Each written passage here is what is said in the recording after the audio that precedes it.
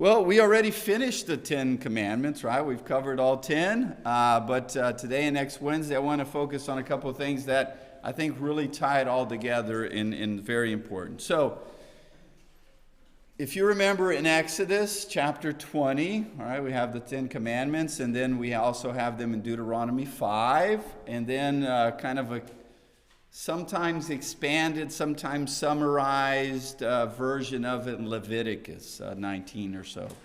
But the essence of the Torah, the instruction, the covenant that God enters with this particular people group was to be a holy nation, a priestly nation. And that's in Exodus 19, before the 10 commandments.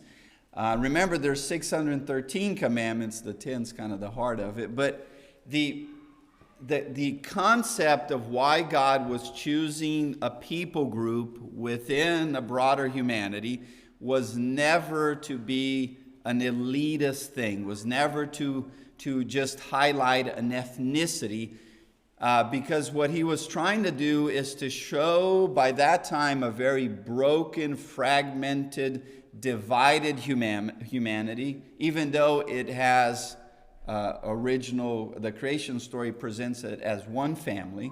But by this time, it's very divided. People groups, they all have their gods and their worldviews, and they're dividing categories and factors all the way from ethnicity to land and whatever.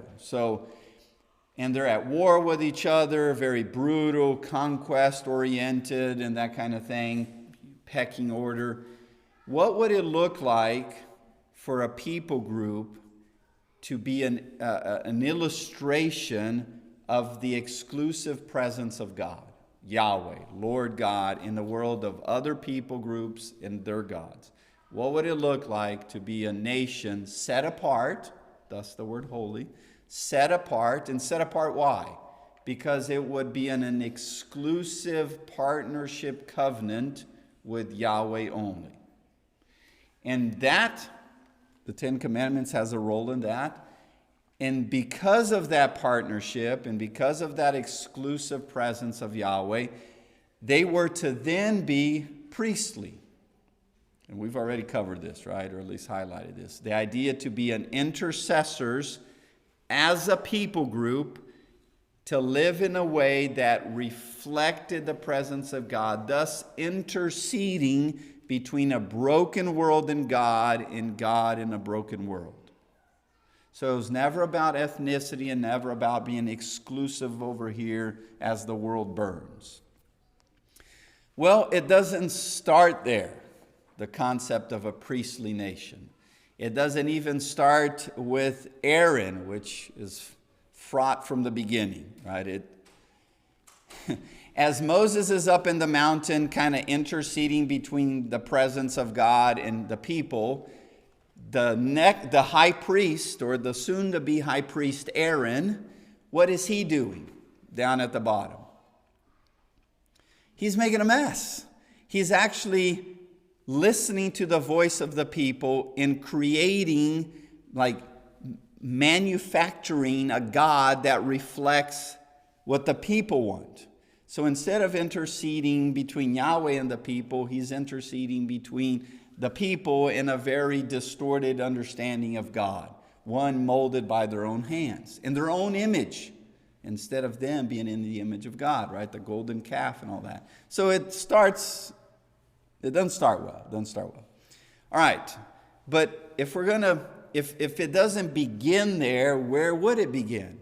If not in the beginning. So Genesis, first page of your Bible, Genesis chapter 1 and 2. When God is creating humanity, and this priestly concept is very, very important. That's why I'm going to focus on it tonight. When the creation story here, once again, there were other creation stories, many of which you can look up online. The Babylonian creation story, the Assyrians, the Canaanites, the Egyptians, and who knows what else. There had other creation stories competing at the times. And those creation stories were often highlighting and validating a particular people group and validating a political structure that people group had, which is convenient, right? You create your own structure, put some folks up top, and then have a creation story to validate it. And so the creation stories had that role, and they often also were very chaotic or very warlike or where these gods were petty and cruel, almost humanish in the ways they behaved. They'd sleep around, they killed each other, and so all that mess. Well, in this creation story in Genesis, there is one God, Yahweh, Lord God, and the world it starts chaotic, right? There's this tohu vabohu, this darkness, chaos, murky water-ish existence, and the spirit of this God hovering above the waters begins a process of molding that chaos unto a garden of delight, unto an existence that reflects the favor of that God. And a garden imagery was common in that world, and it was basically a way to say, to illustrate what people expected the world of the gods to be like. Gardenish, okay, very kind of flowery animals, and you'd be in harmony with the animals. And so a lot of the kings of the times, like King Nebuchadnezzar, was super well known for his hanging gardens. Like he created a little heavenly existence within his realm to show that he was godlike. Okay, so there's that imagery of garden. God molds it. And then in that, God puts humanity to rule. That's the imagery there in chapter 1. They're created to rule based on his image. So it's like these kings, right? Kings and queens, Adam and Eve, created to rule. Then in chapter 2, it switches the imagery to like landscaping the garden. Not only did God create the garden, so the Garden of Eden was supposed to reflect in this existence of type of mirror image of the heavenly realm of God. So whatever the heavenly realm of God is, the garden was to reflect that. Okay? Something delightful, something harmonious, something where it's all at peace, it's very beautiful. And then you have a king and queen to reflect upon this existence, the rule of God. So you got that king and queen imagery. Chapter 2, they are now created to work the garden. Verse 15. So the Lord, chapter 2, took Adam, it translates man, but it just means humanity. It took humanity and put them in the Garden of Eden to work it and take care of it. Okay. The word work, that's translated work. It's the word abad, okay? Abad. The word abad there, translated work, is really super cool because it's also the word used to describe what the priests were supposed to do at the temple. They were to abad at the temple. So the word that's translated work actually has 3 layers of it. One is just that, you're working, right? Like you're working the ground, okay? The second one is the imagery at the temple. You were serving in the temple. Right? We even talk about that, meant to serve, right? We got a list, and that's your day to say a prayer. Okay, you're abad. You're doing abad at the building. And 3, it's the same word used for the priest when they were to coordinate and participate in acts of worship. So work, serve, worship. So in chapter 2 here, we have the imagery of workers serving in a physical representation of the temple of God. So you have kings and queens in chapter 1, and now you have priestly language in chapter 2. So humanity was created to be priestly kings and queens. You ever hear that weird guy that shows up once in the storyline of the Bible and then later is mentioned in Hebrews, Melchizedek, which was kind of weird. But he is described as a priestly king.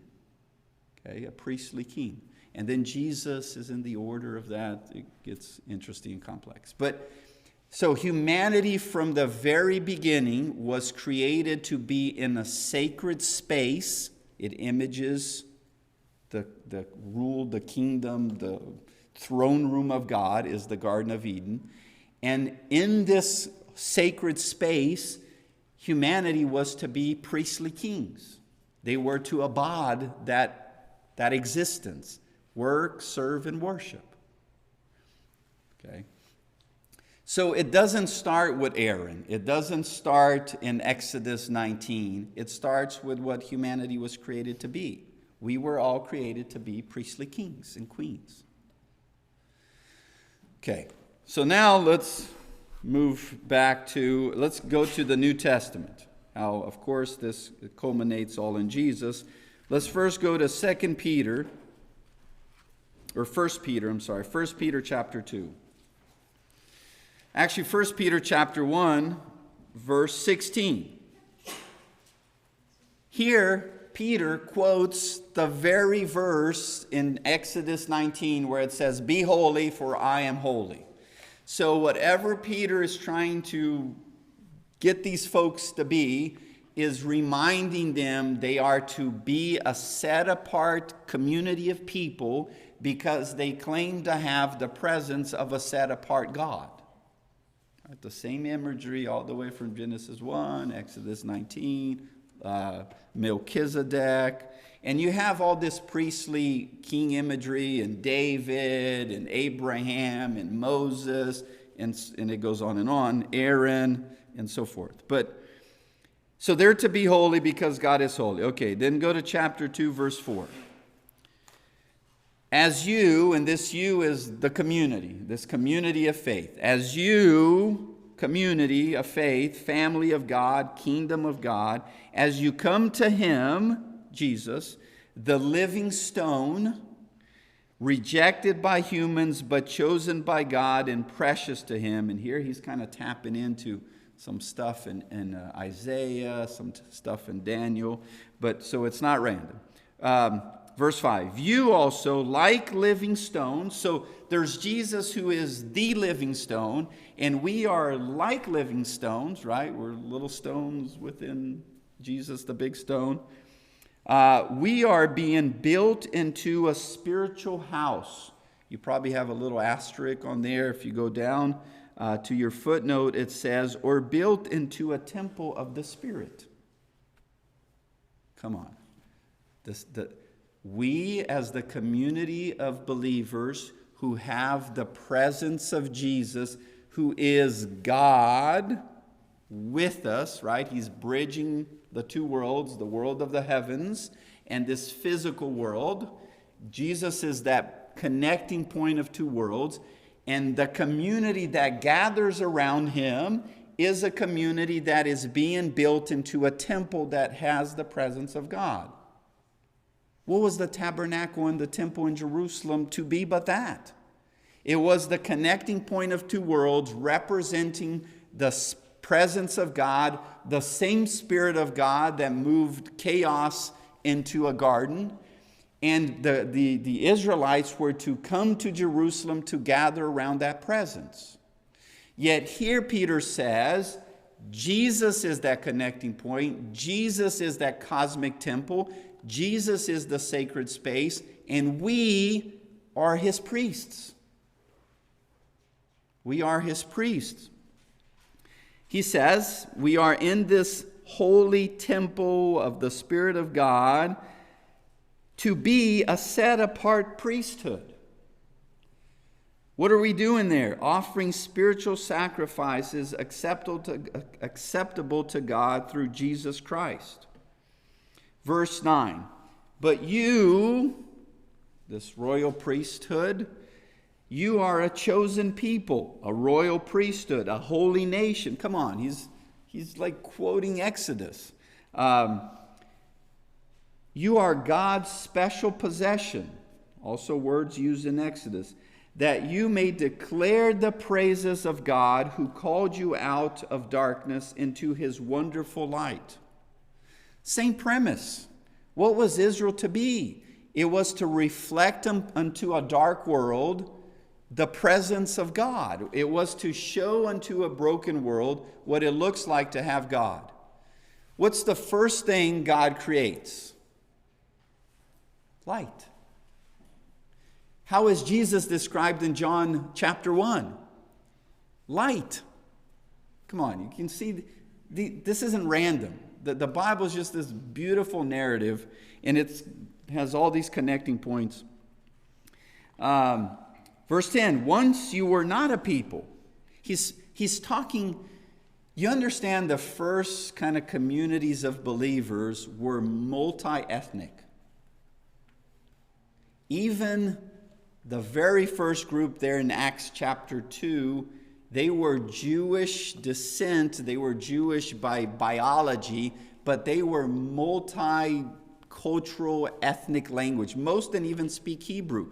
They had been spread out because of pagan overlords for the last 700 years, spread out throughout the pagan world. Most of them were very Babylonian-ish or very Assyrian-ish or very Egyptian-ish, even though they still had that biological heritage. So they would come to Jerusalem from the nations, come to Jerusalem to gather around the temple that was the presence of God.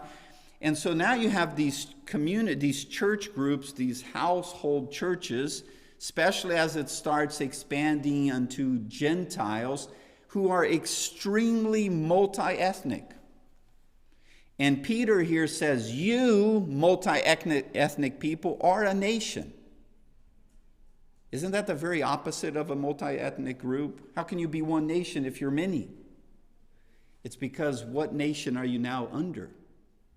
The nation of God, this holy people. So it's always been one to the nations, right? To the nations, because based on Genesis, we are but one humanity. And now you're a people, you are God's people. Once you had not received mercy, but now you're recipients of mercy.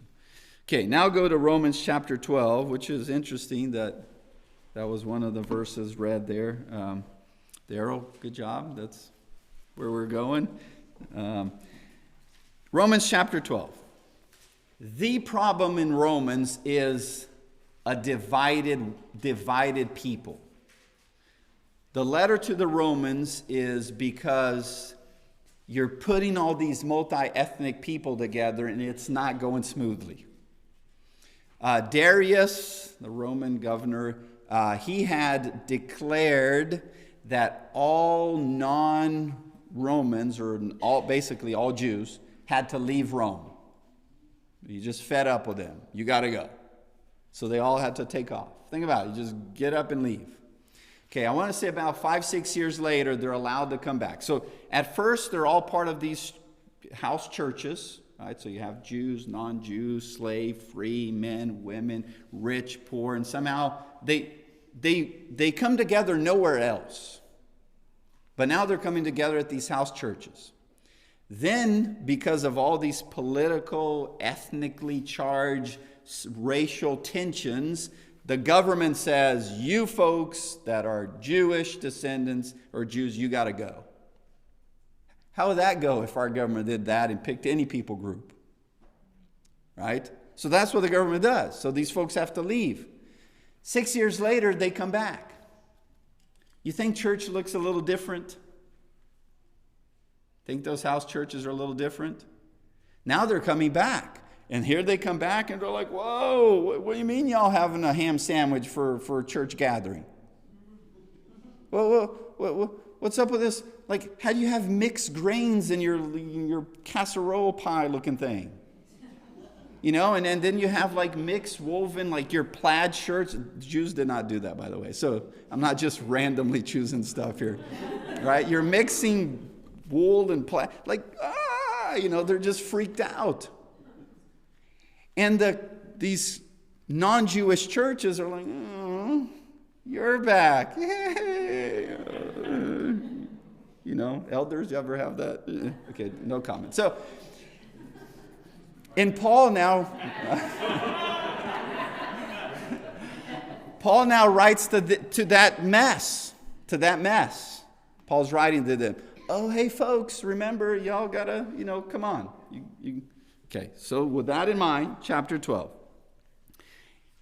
I'm going to read, chapter 12. Let me read it this way. Therefore, I urge you, brothers and sisters, in view of God's mercy, to offer your bodies as a living sacrifice, holy and pleasing to God.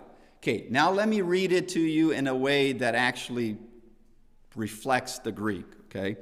Therefore, I urge all y'all, in view of God's mercy, to offer all y'all's body as a living singular sacrifice.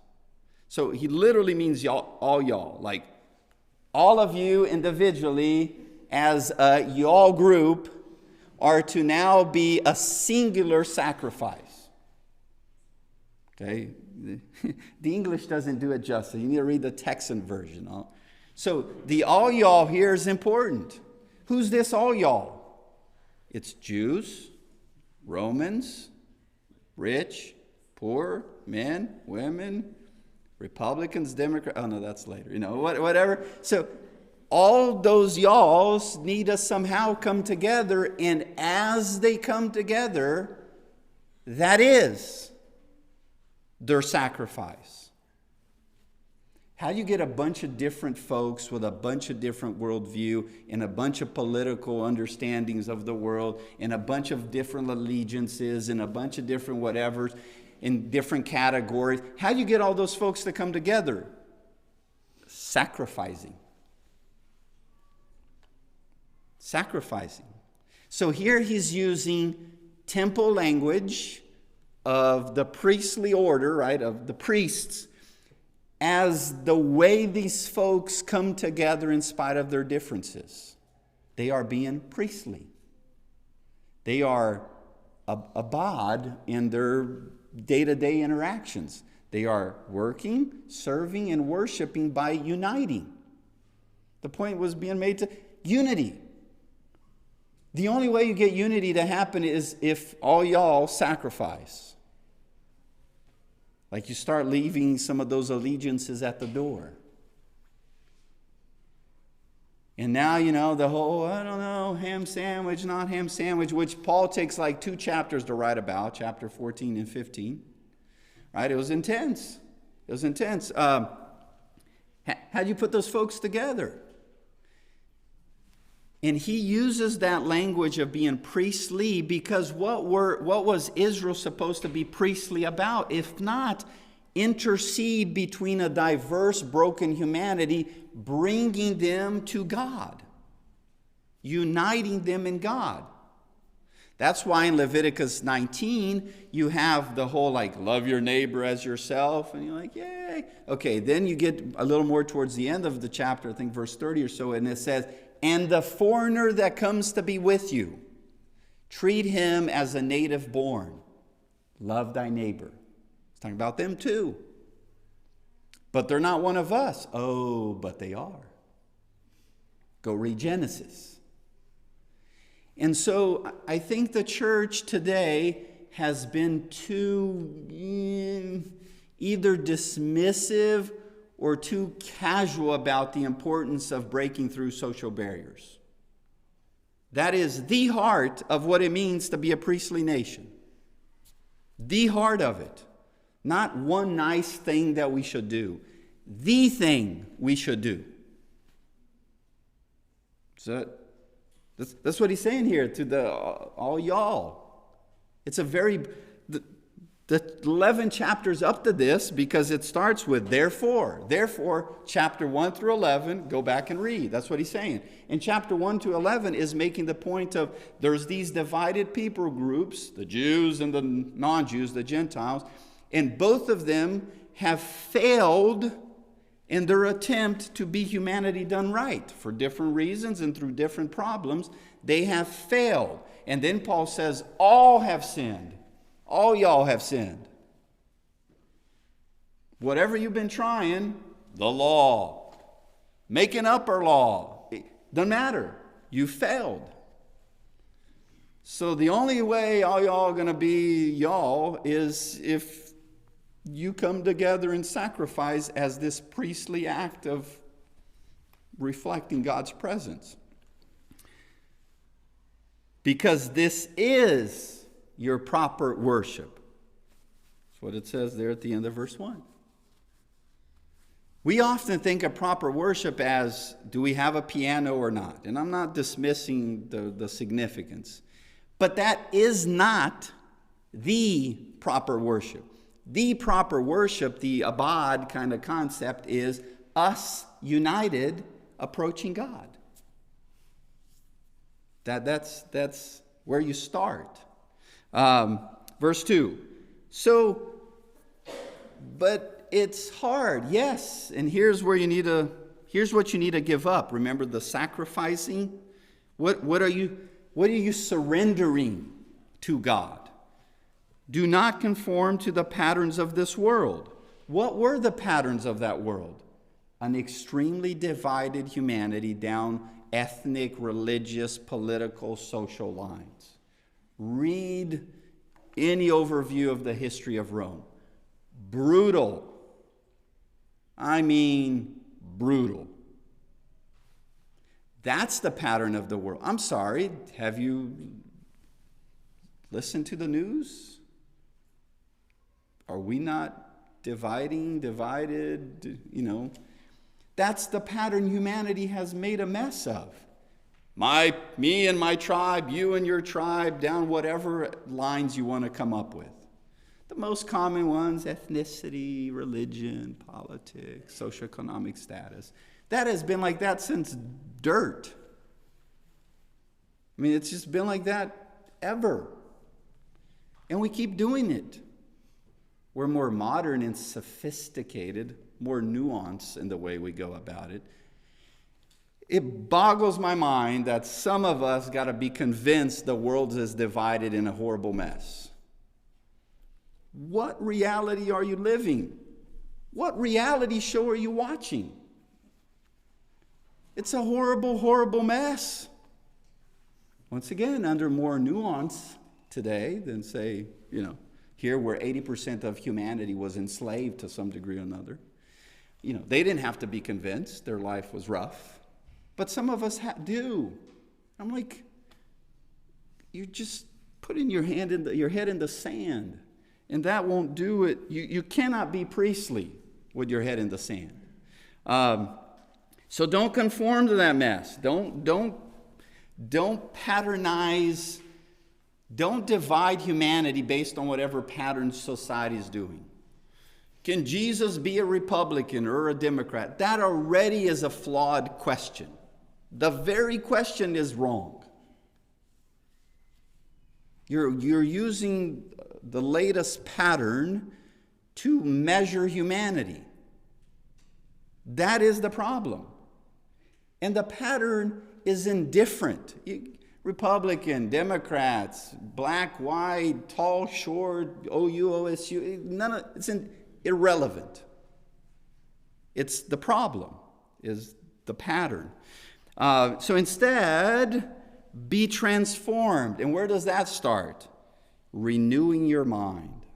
Once again, some of us got to be convinced. We got to see ourselves differently. First of all, we got to see ourselves as one humanity. Broken, one family, dysfunctional, but one. And we're trying to bring us back to being one because we are super divided down many different reasons.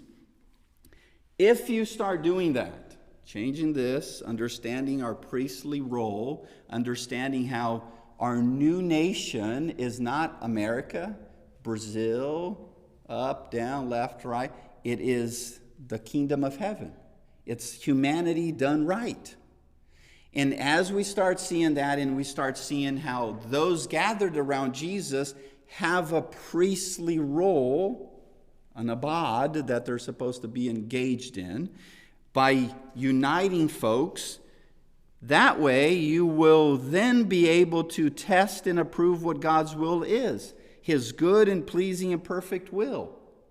And that, once again, does not mean you will finally start to understand if we should have a kitchen in the building or not. The perfect will of God is what we see in Genesis 1, is what humanity was created to be. One humanity. Priestly kings and queens, reflecting the exclusive presence of God in an existence here that reflects God's cosmic kingdom up top. That's it. Look around. Are we living that?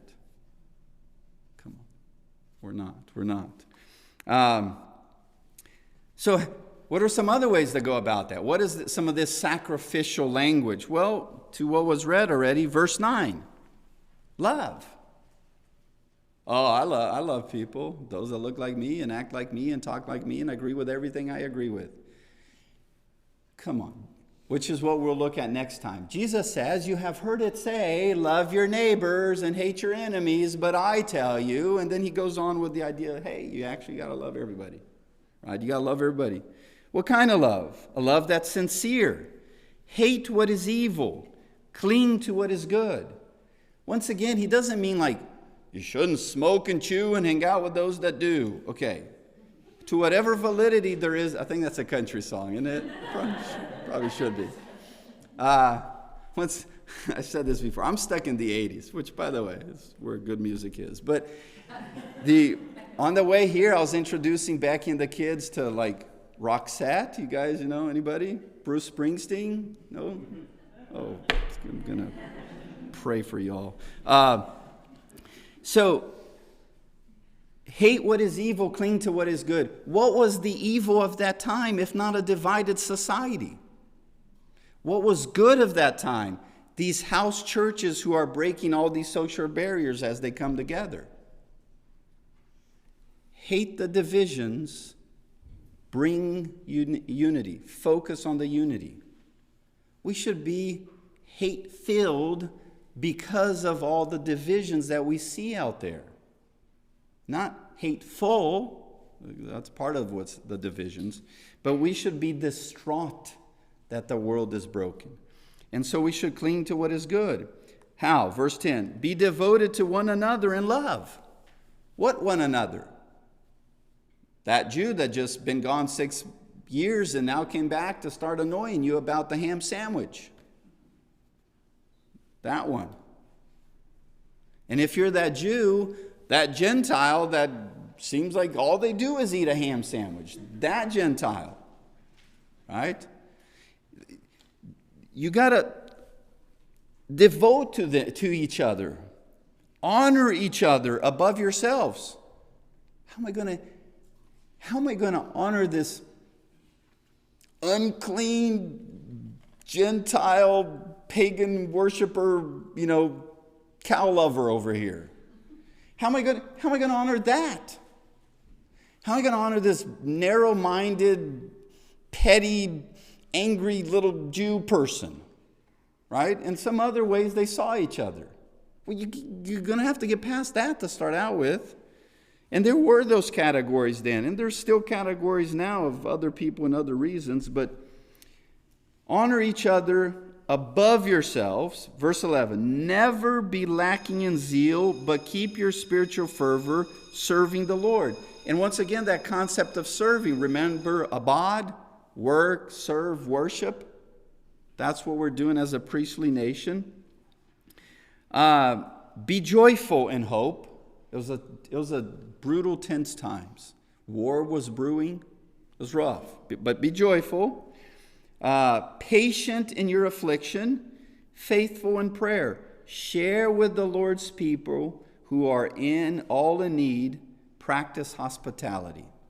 And we're like, oh yes, hospitality. Have some folks over and serve a casserole. Okay. Have some folks over that society says you should never interact with.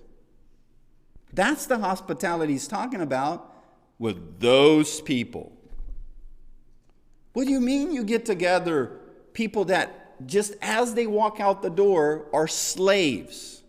And they come in this door, this little house church, and now they're treated as equality, with dignity. What do you mean you're having a meal with them? Because I'm supposed to practice hospitality. But they're Jews or non-Jews or pagans or whatever else they were. Share with the Lord. Not only are you supposed to practice hospitality, you're supposed to give of the stuff you have to help those people.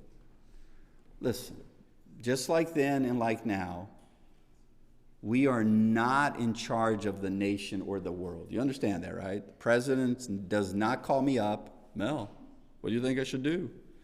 Neither did the previous president. Neither did any president ever. So I'm not in charge of that. But I can do this. I can do this. And this is the priestly responsibility that humanity was created to do.